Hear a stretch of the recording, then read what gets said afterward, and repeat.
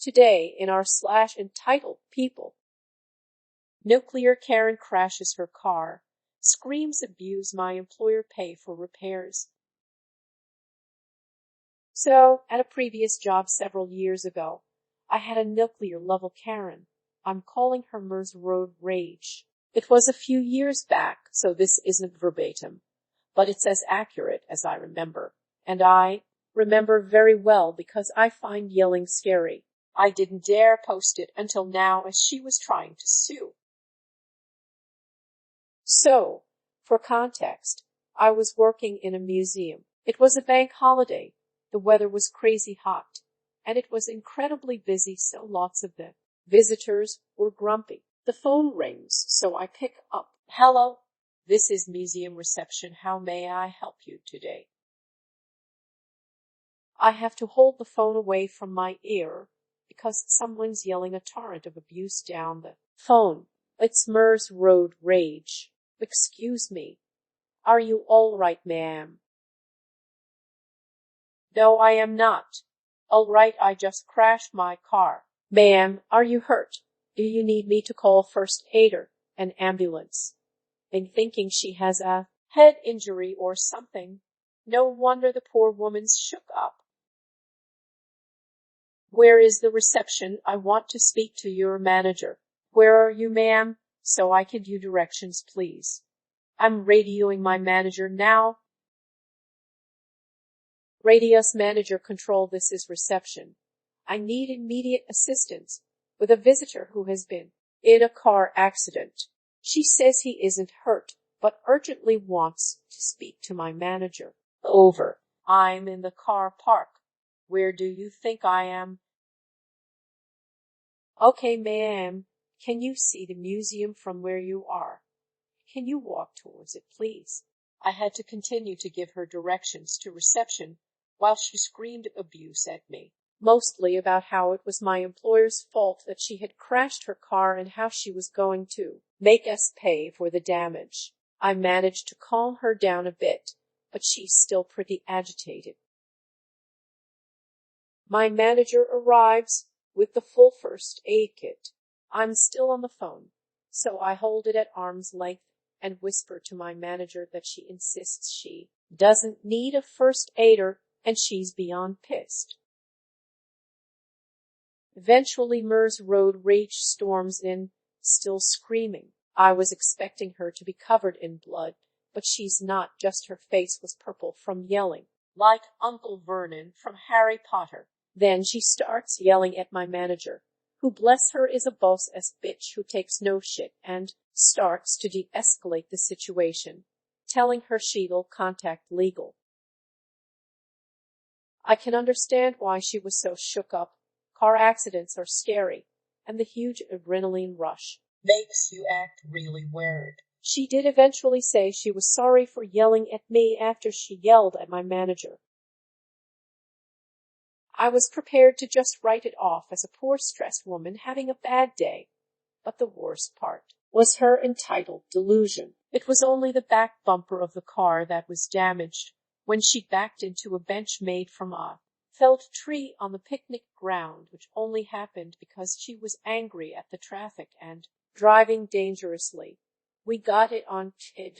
She kept calling every other day asking when we were going to pay for the repairs to her car. Guess who had to pick up the phone? I had to transfer her to my manager every time, and then legal got involved as she was trying to. So I had to say none of us were allowed to speak to her, and she had to mail legal regarding the case. So then Mers Road Rage would yell about how we were stonewalling her, and I'd hang up. This next one is entitled So-Called Friend Tarnished My Credit Score. Had to go to court. So now I have been to court proceedings for this. Now I can tell you my horrible experience of entitled people, mainly someone I thought I could trust. Let's call this entitled person Karen. Always the best name on /. Big fan too. So me and Karen were friends for a while, She claimed she was disabled, so she would get me to come over every single day, clean, and get food for her. The amount of money she owes me for miscellaneous stuff, which isn't even a quarter of what she owes me for this experience, I'm going to tell you. So Karen had a broken phone, surprise, surprise, as she has a vile temper. So I went home one night, and she called me to say that her phone was unusable and was getting quite aggressive over it. I said she could get her phone fixed. She said no, and that she wanted a new phone, mainly being a really expensive phone at the time, Samsung Galaxy 8. She was looking at contracts and was saying, "Oh, I can't get it out for myself. Can you get it out for me, your name, and I'll pay the payments of $44 every month." Considering my phone was second-hand, on a cheap SIM-only contract, and couldn't afford this phone contract myself, I was really reluctant to get it out for her. But she persuaded me that she would pay the payments every month, so I reluctantly agreed. Big mistake one. So the next day, we went out and got the contract and phone out. She was beaming with excitement, always saying thank you and telling people how amazing I was for getting this phone out for her. I was quite proud of the fact that indeed it was a nice phone and that I was making someone happy. I'm a people pleaser, which is big mistake too. So 2 days later, she changed the direct debit details to come out of her own bank account and informed me of this. Remember this because this will be handy near the end. So I was in a long-distance relationship with my partner, and we would see each other every 2 weeks and always do nice, fun things together. Karen did not like this one bit, so my partner came over for the Christmas period to spend time together, and before New Year, she wanted to speak to me. She was yelling at me from my partner, inviting her and her to fireworks for New Year, and was making horrible accusations about me and my past. I got really upset and went home with my partner. Me and my partner had a lovely New Year's together, and he eventually went home afterwards. She texted me asking me to come over, and when I went over, I was the mouse, and she was the bloody cat, shouting all these accusations about me and my partner, and saying that I was a shit friend. I walked out, and as I was leaving, she said, "I'll pay for the contract, but we are done," and I never went back. Scroll now to 3 months later. I moved away to be with my partner and was getting my life sorted. I got a call from the mobile provider. They said that there is outstanding payments on Karen's contract. The contract was restricted, and the only payment that had been made was a payment that I made. I had debt collection agencies was chasing me for money a month previous, which I actually thought was for my own internet contract, as I was struggling to make ends meet at one point. I was shocked. She has not paid a single penny, nothing. I was angry, upset, just thinking of my own financial situation. I said that I will sort out the outstanding, and I'll be in contact. My partner was so cross that he actually messaged Karen's and was saying that she hadn't made any payments, and also some home truths. Karen then rang me shouting and screaming abuse at me. My partner took the phone and repeated the following: "Why haven't you paid your bill?" You had to repeat what you would say to her. She wouldn't stop screaming. Then she stopped and said, "Why should I pay for it when I can't f***ing use it?" We hung up eventually, and my partner got a message back saying, "It's your problem, not ours." So I messaged Karen back the actual reason why she can't use the phone, because she has made no payments for the phone. So I had been in contact for over a month with the mobile provider, sorting out this bloody contract, and got the phone blacklisted. Remember this also, this will become very handy. And I sorted the early termination fees and outstandings. Karen now owed me near to $1,000 at this point. I was in contact with Citizens Advice and the police. This was a civil matter and had to give a chance to pay me back before I took it further. I wrote a civil letter stating about the phone contract that she owed me $766.26 and she could pay me $700 a month back to repay me, and if she failed to pay me back or respond to the letter, this would be taken to court. I had the letter sent in recorded delivery so I would know when she would receive the letter. A day after I sent it, she contacted me, messages Geller. She said that I was mad that she would be able to pay back $700 a month as she was now pregnant. No offense, but her pregnancy count is now in the 20s and she was younger than me. I was 25 and she was 22. I said, okay, then beats 50 month. No, that was too steep as well, considering I had paid nearly $600 in a space of 3 months. Said, okay, pay me $25 a month. Anything is good. Don't really want it to go to court, but I won't have a choice if you don't pay. She agreed to $25 a month, considering this would take her over 3 years to pay back. I said, okay, I'll send a contract down for you to sign and need that back in 7 days. She said, oh. I thanked her for this being so civil and ended it there. A week later, no contract back. So I contacted her where the contract is. She just said, I'm away so won't be able to send it on time. I said, okay, I'll give you another 7 days to send it back. Did she? No.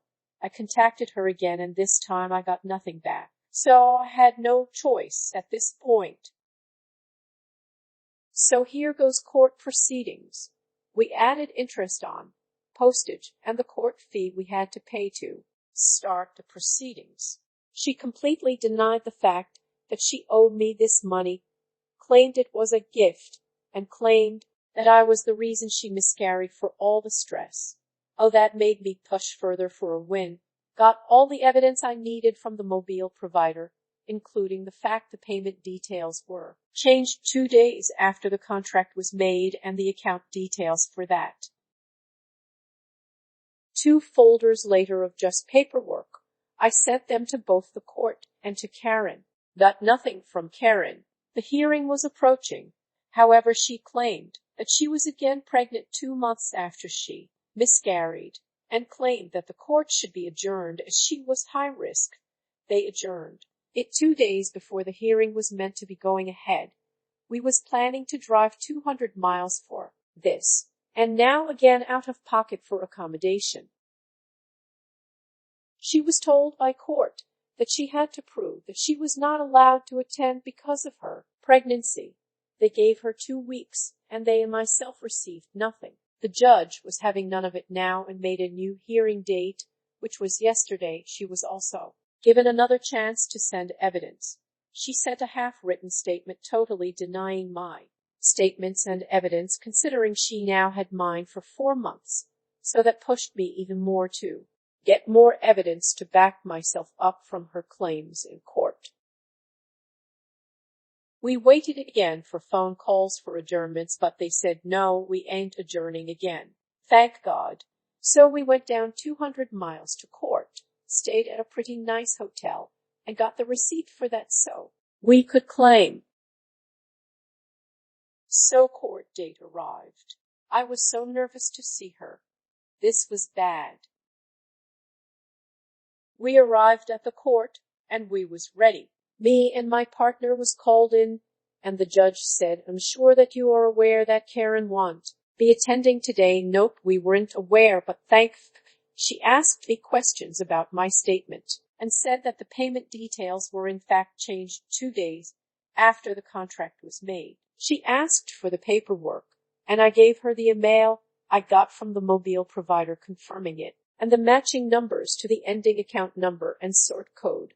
Of course, they were Karen's, even though she has purposely changed her bank to spite me. She asked a few more questions and asked if there was anything I would like to add. Yes, so I said I would like to deny her claim of myself abusing her over the phone. As you can tell from my messages discussing payment, I was fair and very reasonable. She asked us to leave the room while she made her decision. At this point, my whole body shook. Eventually, we both got called back, and she made her decision. She said, "I am dissatisfied of the defendant's statement claiming this was a gift as the payment. Details were in fact changed 2 days after the contract was made. I am, however, satisfied that you got this out for her on the condition that she would pay the amount every month, so therefore I am ruling in your favor." Cue happy tears and celebration. So I was awarded the judgment of the full debt, including interest, court fees, accommodation, and fuel, which then made $766.26 into about $1106. Karen now has to pay in 14 days, or I can take this to bailiffs. About the phone. Remember, I said it was blacklisted. Well, Karen's tried selling the phone and is now banned from the store for life. That year worth of abuse and court stress is now over, and my credit score is now tarnished. Now the chasing starts. Karma is a Sorry this is so long, but I can finally tell my experience. Add on. I do admit what I did was stupid and very idiotic, and learnt a very expensive lesson. But there was an actual agreement between myself and Karen. That's the part I had to prove to the court, and that's what I exactly did. If you're reading this, I want more puppy bloopers. Apparently a message to a much better Reddit reading channel.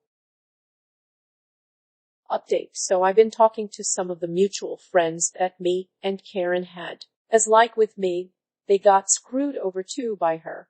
They told me that she's been caught for fraud, for counsel, benefit cheating, and in huge debt. And we are looking to go through the high court to chase this money from the same bailiff's company as the show can't pay. We'll take it away. But they also told me something really disgusting and disturbing. So about 2 years ago, she was living with me for a bit, and we had the mutual friends over. She and our mutual friends was taking drugs, and she knew that I would only stick to drink, as I told her numerous of times that because of my past experience with my eldest brother taking drugs, I would not do it. Anyway, I was drinking just alcohol, and was so out of it that I couldn't go to work the next day, thinking I was just a lightweight. But they have told me recently that the drinking wasn't the case of me being out of it. Karen had been bragging to them months ago that she purposely spiked my drink with ecstasy at night and never told me. I am fuming, and my partner has now reported it to the police for investigation, as we have got witnesses, and spiking someone's drink can be a prison sentence of 10 years. What a nice friend she was. If I get any updates on any of this, I'll let you guys know of the outcomes.